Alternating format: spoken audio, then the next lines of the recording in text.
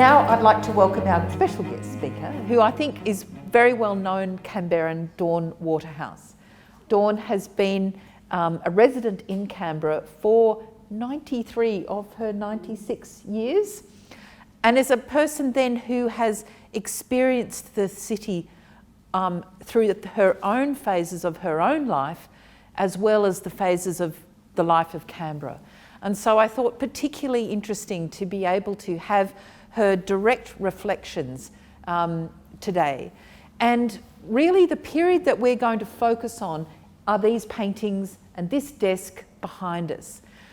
So the idea of this exhibition in condensing what is over 100 and not quite 10 years of history of the official history of Canberra, what I wanted to do was select 4 periods that I thought were really important for the history of Canberra, 4 distinct periods. And for each one of those periods, choose an object that reflected a pivot point, in a sense, a way that the way of seeing changed. And so out the front, you'll see the surveying instruments. They were the things that captured, were the tools of the trade of the surveyors when they were first given the responsibility to survey the official land areas. In our period here that we're focusing on today, this desk, and we're going to hear a lot more about the man who sat behind this desk, is the key object of this pivot point. In the gallery behind us, which is called Canberra Accelerates, which looks at the period 1958 to 1968, our key object is the head of Ethos. The Ethos statue out there in Civic Square represented a major shift in the way that Canberra embraced newcomers. And then the final pivot object is this, the burnt dishwasher from the Canberra fires in 2003, which for me represents a pivot point in the way that people saw themselves in Canberra, respecting the landscape in a different way, respecting and understanding the fragility and the preciousness of that environment. But going back to this period here, so this period here I've called the fledgling national capital, the period from 1927 to 1951. And these are the works that are on those walls. So we've got some earlier works from that period, some lovely Eliath Gruners and Harold Casno, Irene Mort. So have a look at those slightly earlier works from that period. But the conversation with Dawn today is really going to focus on these works here and the desk. So welcome, Dawn. Thank you, Virginia. Thank you for coming. Thank you very much. Yes. So Dawn, I've mentioned this desk. Now, who sat behind that desk? Well, Charles Studdy Daley. Now, the very word study was a very interesting one for Canberrans. He made him highbrow before we started. So, and you spell that S-T-U-D-D-Y. But it was just Studdy. Right, and what did people call him? They called him Dilly Dally Daley. And he was a very, very clever young man. Right. He was in Melbourne and he had a BA and a law degree, and he was commissioned to come to Canberra as our commissioner for administrator for the civic administration of the place. And he had arrived with a wife, and they had FCT number plate 1. Wow. So we knew he was a very important man. And in Canberra, if there was any gathering, you would see the number, you'd see the cars, you'd see the number plates, you knew every number plate, you knew who was going to whose party and where they were, and Mr. Daley was everywhere, absolutely everywhere. He was an incredible man. He was able to be interested in everything. He was a pianist. He started the first musical group. He started the Philharmonic Society. He was with anything that had any interest at all culturally, he was there. And he came with his wife and he had children here? I think he had children. They must have been pretty young because my sister had I think it was Joan who was friendly with my sister. The two girls, Joan and Nanette, or Nancy, went to girls' school with me. The boy was very good looking, the son, but I'll tell you, I didn't know them. I was born on the year he came, so I can't really talk about that. I think my idea is to talk about the Mr. Daley I knew. Yes.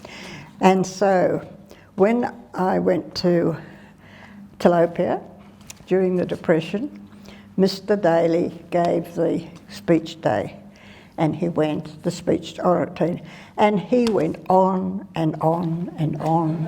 And he was so, anybody go there to Tilapia and hear him?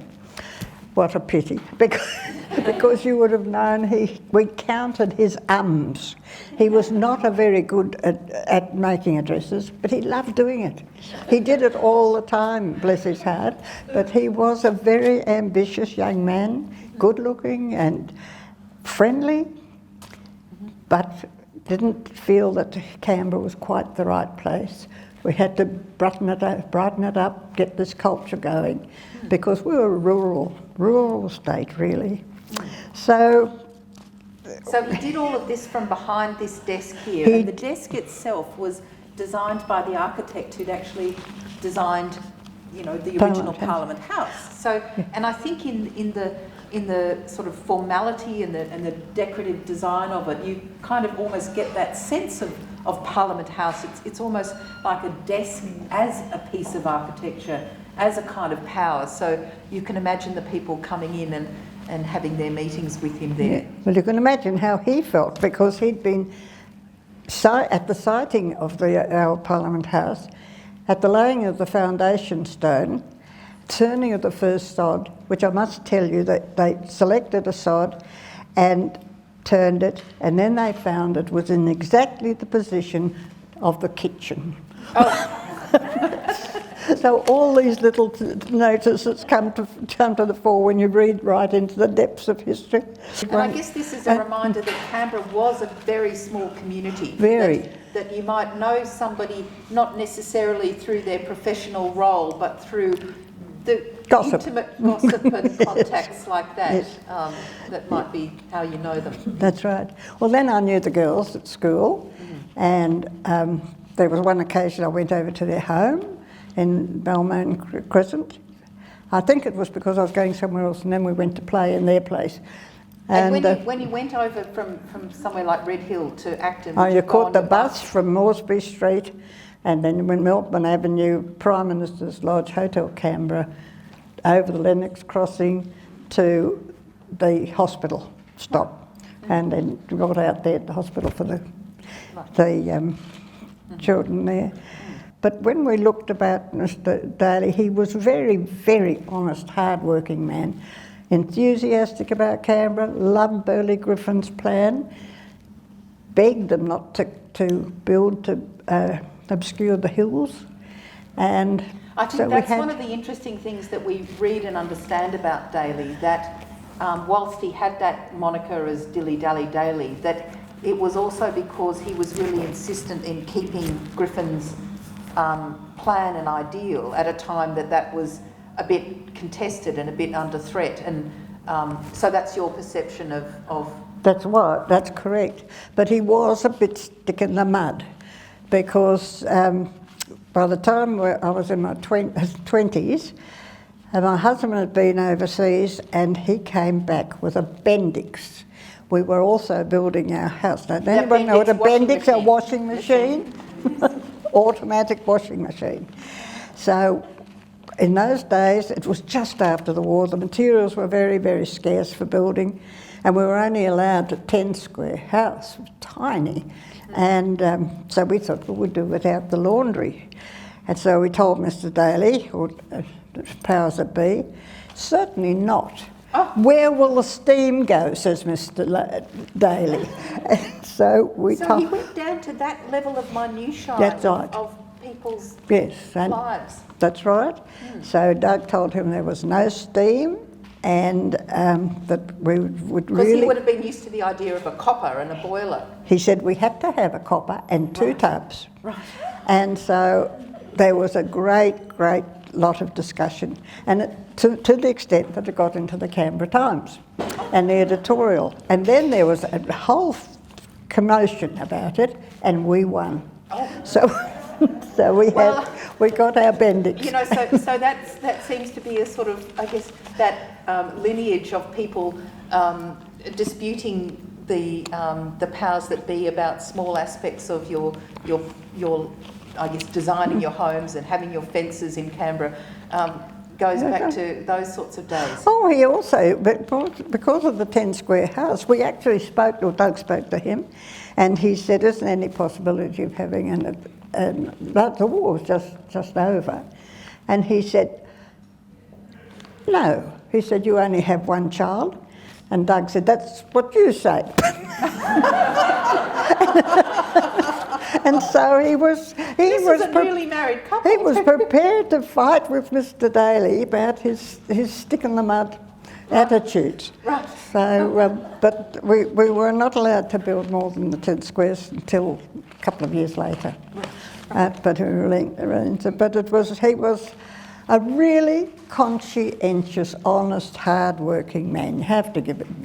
And all he did for Canberra was very, very good. Yes, so in a way that does capture this period here. So in the way that I've put the paintings on the wall there, it's as though not a lot changed in Canberra in this period. So we know that, you know, just after the enthusiasm of the opening of Parliament House in 1927, the Great Depression came. And so, you know, the planned move of all the public servants didn't actually happen, did it? And so things just, you know, just eked along. And so I guess the selection of works on the wall here reflect that there wasn't actually a lot of change in the landscape in that time. That's right. And we're going to come a little bit to that. So then the next painting that we just wanted to discuss was this lovely, beautiful watercolour by John Hogan that you actually, and it was really this sense of this dry road, dirt road, and your recollections of that sort of getting around Canberra in roads like that.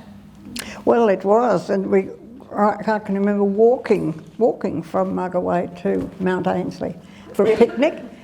And back. It was quite an excursion. We went up to Black Mountain walking up for a picnic too. I was still quite a little girl, and I can remember it. But when that painting has a really extraordinary story, because I was pretty old. I was working for Meals on Wheels, and I went into Mrs. Hogan's house. So his mother's house. His mother's house in Reed. And we always had their little table set for their meal, and on the end of the dining room table were these paintings. And I said, what are these, Mrs.? And she said, oh, my son does these, very casually. And I said, can I look? And looked at them, and I said, oh, I love that. That reminds me of something. That reminds me of something. She said, well, she said you could buy them. So I did. And I had them on my wall at home for many, many years, and then eventually CMAG has them now. But I can just remember it was a very sunny, peaceful area, and I liked that. Yes, and he was, Hogan was the first president of the Canberra Artists Society, and was the founder of that, and was a draftsman, but then really became a full-time artist, and then retired to Bateman's Bay. And so we have a number of works also from his paintings of Bateman's Bay in the early 1950s. So that's a lovely thing. So the next painting that we're going to discuss is this other Hogan, which is in the middle of the display there with the gold frame. And this one shows, it's a more elaborate view that shows, I guess, the burgeoning suburb, the big tree, and you can just see Ainslie and Reed just popping out through the grass, through the trees. But in the foreground, and you probably can't see it from where you're sitting, but there's a two figures at the foreground, and they're gesturing in a very similar manner to almost like an 18th century painting, as here's the future Canberra.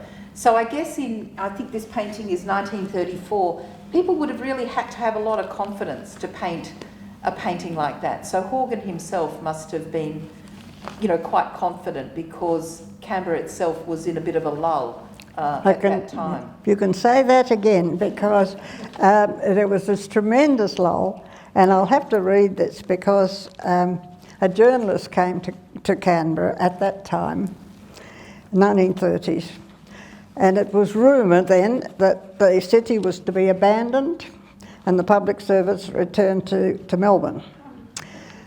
But with a population of 7,050 people, it was clearly a going concern, despite the journalist report, which was not shared by the locals.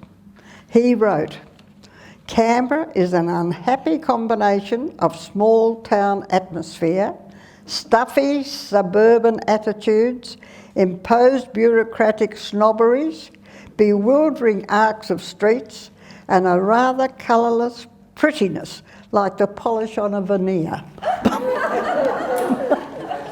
which we thought was very, very unfair. And the locals, of course, lauded their little paradise, and they could not understand why other people couldn't see it, but they didn't. It was criticised for so long. If you went away and you said you came from Canberra, people said, it was all all the politicians had given it a very bad name. And they, of course, suffered as well. They were here and all the inconveniences we had. But the locals thought, well, good on them. They can share this misery if they want to. But we were quite happy there.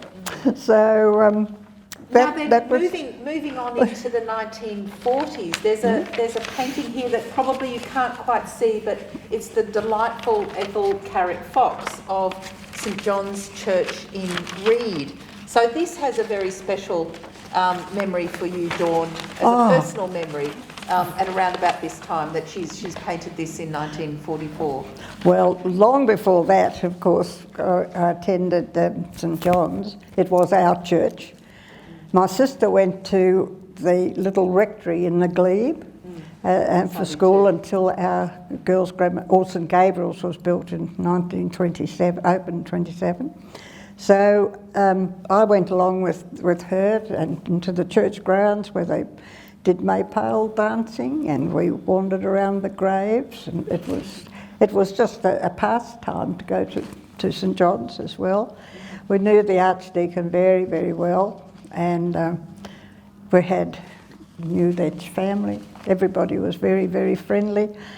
Then later on, he asked me if I would distribute the parish notes around in our district.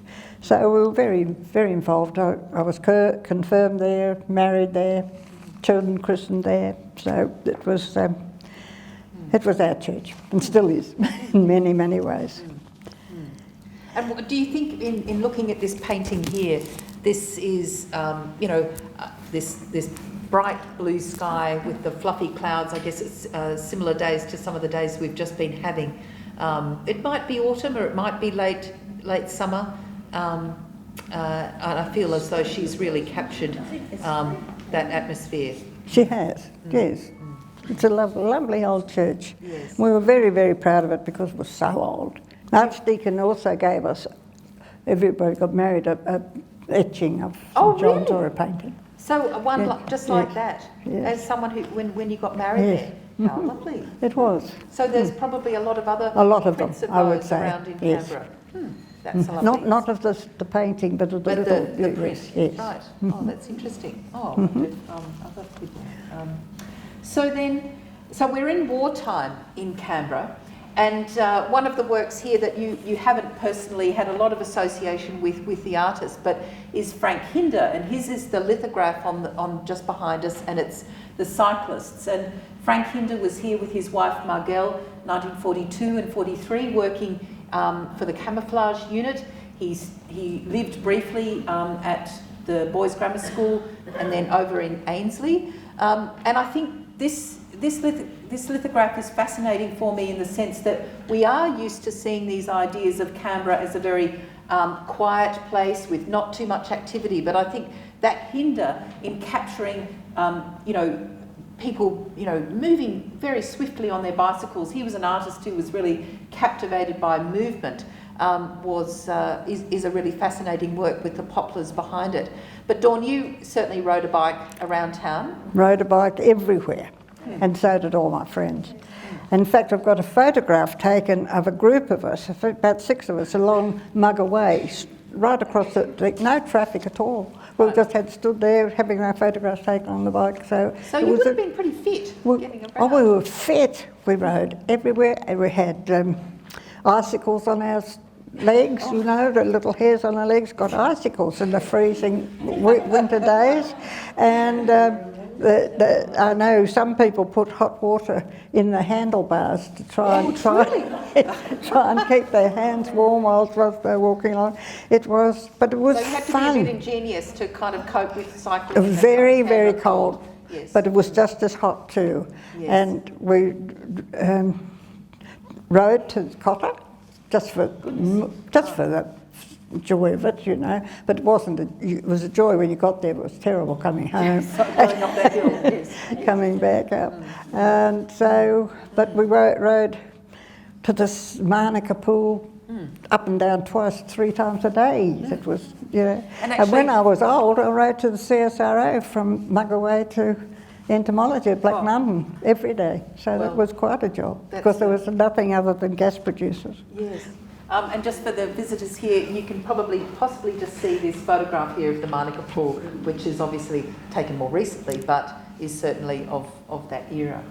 So then, Dawn, we're coming to another little painting that you are certainly very familiar with because you've very kindly loaned it to us for this exhibition. It's Esther Paterson's Civic Square, and this is a marvellous painting. There's not that many paintings done of this kind of genre, especially by a female artist. And I think that for me this was so enticing as an image because it showed a Canberra that, again, we're perhaps used to seeing these quite serious Middenhall black and white images of the Sulman designed Melbourne and Sydney buildings. But Esther Paterson captures it on a bright sunny day with shoppers and bustling.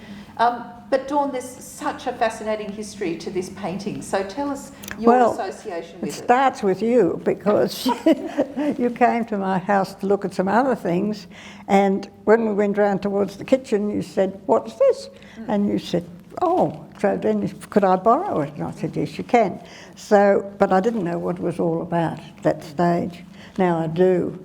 And later on, this year, we were asked to go over to Civic, my daughter and myself, and pose the position we were at, and for the history of this painting. That was the end of it, I thought. But then we were asked to give this little talk. So I have to start with why I was there. After my marriage, and Doug had been in New Guinea and what have you, and he was on leave, and accommodation was very scarce in Canberra in those days, but he had a bachelor flat, so that's where we went. And that's just near where the Canberra Times building used to be, just across the way from that. Yeah. Northbourne Avenue, they were called the Myuna Flats, and it was number 11. And so that's where I went with Jill, when she was a newborn babe, and then before long, Doug went off for a year to England. Oh. And so there we were coping, and I can remember the day so clearly, particularly and only because of Jill, because I went to collect this friend and said, I'm not going to walk down to Civic, want to come. And Jill spotted her child's doll's pram. And we said, come on, off we go. And Jill wouldn't budge. She said, no, I want the doll's pram. And she just wanted the doll's pram. And So in the end, Marge said, well, she can take the doll's pram down to Civic. So Jill put her new doll in it and off we went to say. So it's a funny memory to have, but it's so clear. So for viewers who can't quite see, there's two women in the foreground. One's wearing the sort of red and white dress and a white shirt. Her friend is wearing a yellow dress, and then there's the little girl pushing what is this toy pram. So this is your friend, but did you know that you were being painted at the time? Not at all. Nothing about it at all. We had gone down for a walk. I think we probably bought a milkshake or something, and we're on our way home. I could see that by the painting, and nothing more. Knew nothing more about it until many years later, and once more there was a reason for me to be staying with my mother again over there, and I went into my neighbours, the Whites, Harold White. Over the years, as a child, I had babysat their children. And Harold White was a very well-known man in Canberra. He was the head of the National Library. That's right. And his wife was a very, very good charity worker in every way, and she asked me to help her with the Goodwin Homes project.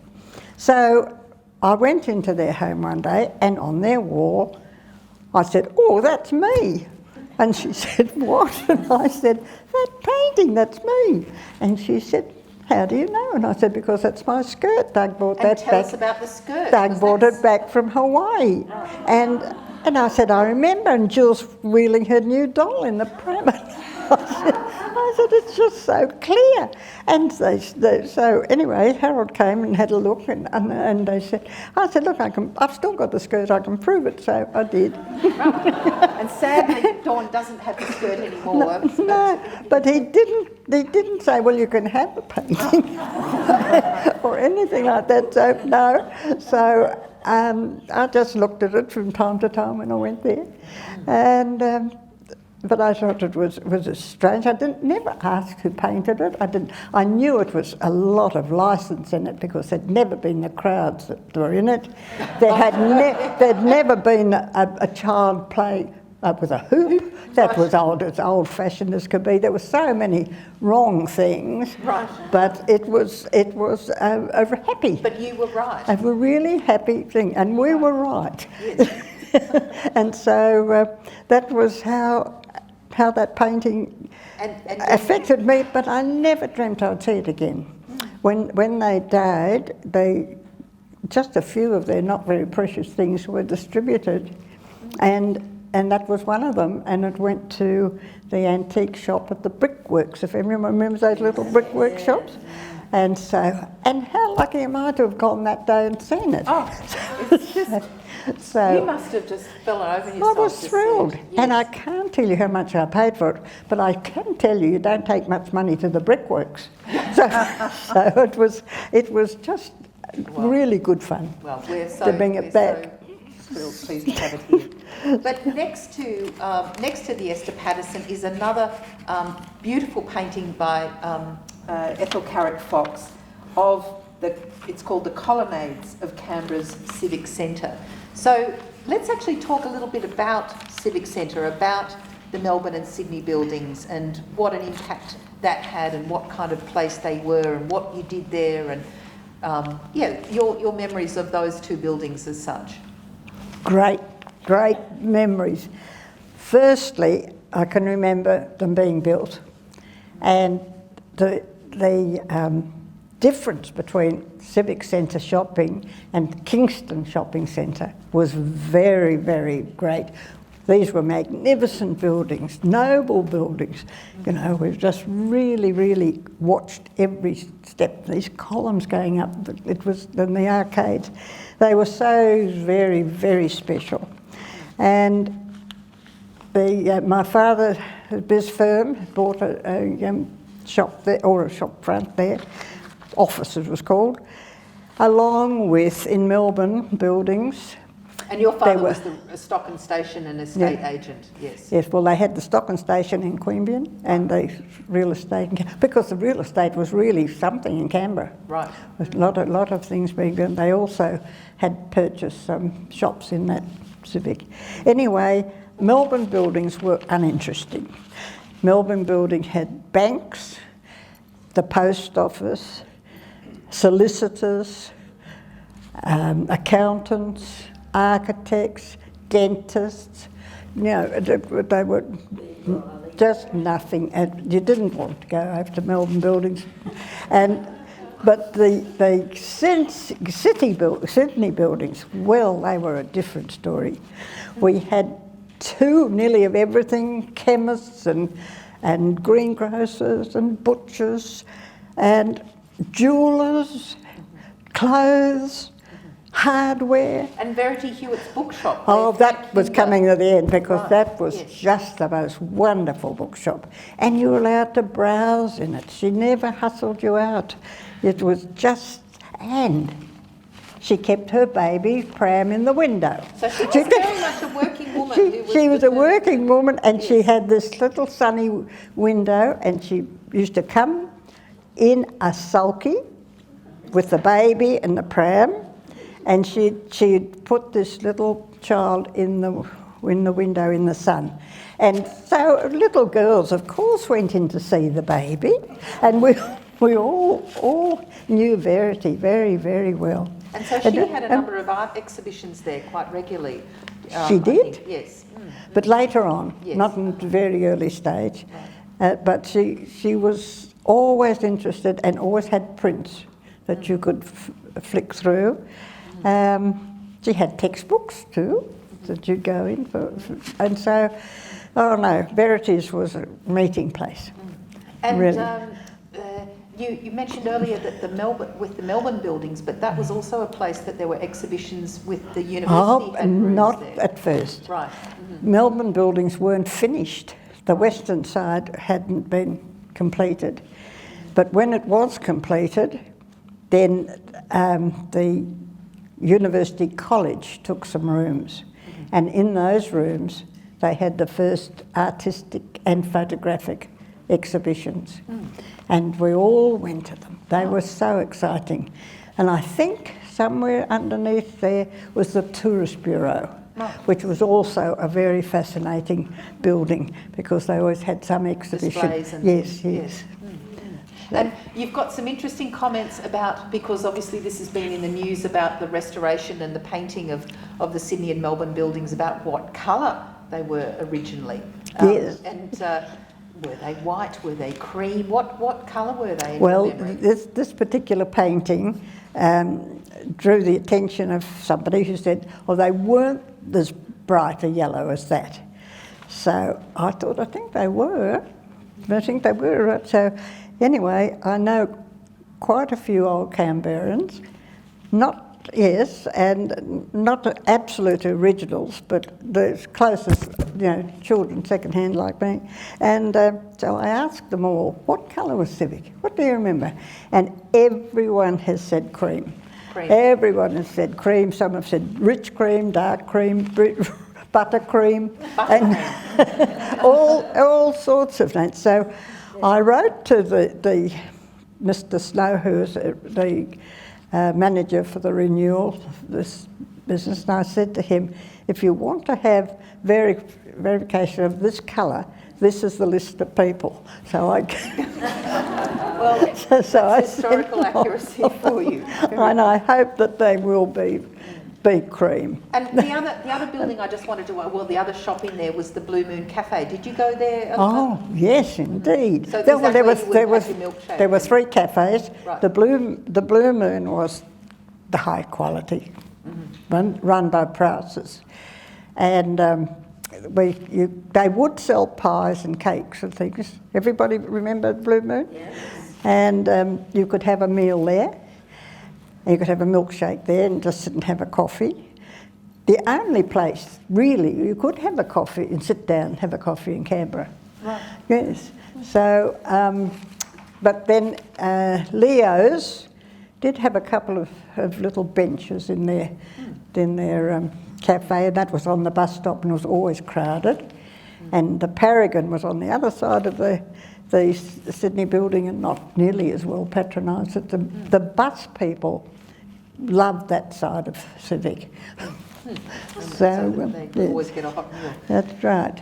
So now if we move from Civic, and in the paintings that are on the wall here, the two at the top are not artists that you've met, but they're certainly landscapes that you know. So Douglas Dundas is the painting at the top here, and his wife Dorothy Thornhill. And Dundas was, I guess he became a regular visitor to Canberra, kind of almost by accident. He and his wife Dorothy, his second wife Dorothy, who was also an artist, Dorothy was visiting an artist friend of hers who was then teaching at Canberra Girls Grammar, and they just happened to camp on, they didn't have anywhere to stay, they camped on the Acton foreshore, and they just really loved the view there. And they, while they were there and they were painting, they met an academic who had a time where he would leave Canberra during the summer months, and so he said to them, "Look, you can have my cottage while I'm not here." So that then led to about 10 to 15 years of Dundas and Thornhill coming up from Sydney during the summer months. And Dundas was a teacher in painting at the National Art School, and apparently a much-loved teacher. Even though his own painting style is relatively conservative, he was very supportive of younger artists, and so was Dorothy. So these two paintings have very recently come into the collection, so we're thrilled to have them. Lena and Peter Carmel owned the Dundas, and the other painting has also been gifted to us. But Dawn, that view of the view over Acton, where the Molonglo was, that we now know as the lake, what was there? That was the federal golf course. And it was used, only sand greens, of course, very rough, but it was used considerably. The Royal Canberra Golf Club was in order, but very expensive to join, so the Federal Golf Club was very popular. And the people you're referring to who went away in summer was Professor Allen, and his daughter was a great friend of ours. Oh, wow. We knew them very well. Professor Allen had been a great friend of my father-in-law, who was also a professor in Sydney, so that when my father-in-law came to Canberra, we went to see the Allens, and the Dundases were there, and so it's all amazing how these things happen. And so we knew them. What's your memory of the Dundases? What sort of person was he? Do you have a... He was a very easy man. I can see him as rather a brown man. I think he must have been in brown suits and things, but he was very, very, very easy. Yeah. And what do you think captured, what do you think... And I love their painting. Yeah, it was so true. What do you think appealed to him about Canberra? Was it this space and light, do you think, compared to Sydney, or what did he ever... Well, I think he was just an artist who could see beauty when it was there. Mm-hmm. He was a very relaxed man. Right. Well, there's another little Douglas Dundas here, and I mean, I was a bit stumped by what it was, and it was only really in talking to you that we worked out what it was. So the little painting on the far right, that has an interesting story for you. It certainly does, because I gave it to you. Yes. I didn't know what it was. It's a funny rock. It's another thing that I bought at the Antique Brickworks. Well, you've got a good eye, Dawn. And it was, well, I knew it was Dundas, but it is the anticline in Deakin, which is just a volcanic hole. And if anyone's been to the Grange or just behind the Deakin you'll shops, see it. My mother used to live there. That was it. And when I was, about 14, I was galloping my horse across that paddock. I was going to the Edisons out in Woden, and my horse just propped. And I didn't go over its head. If I had, I would have gone into that and I think probably killed. Oh. But it was deep and I just couldn't believe it. I hadn't seen it before. Right. With the horse, we were just taking a different route, you know. And so when I saw it over in the, I think I'll buy that. And so I did, and then when I went to see my friends in the Grange, there it was again. There it is. And so it is actually accessible to the public. And so it is a very interesting geological, you know, it's not a big sort of feature, but for the kind of, you know, Canberrans, I think it's a very interesting formation. And, you know, so Dundas must have found it interesting enough to go and paint it. So thank you very much, Dawn. Oh. I've really enjoyed hearing all of your Well, thank you for stimulating me. Oh. No, well, I certainly, myself and my colleague Jen, who's really helped in presenting this event, we enjoy your company, Dawn, and enjoy your reflections and comments, because it really definitely deepens our awareness and knowledge of the collection that we care for. So thank you very much, and thank you very much for coming.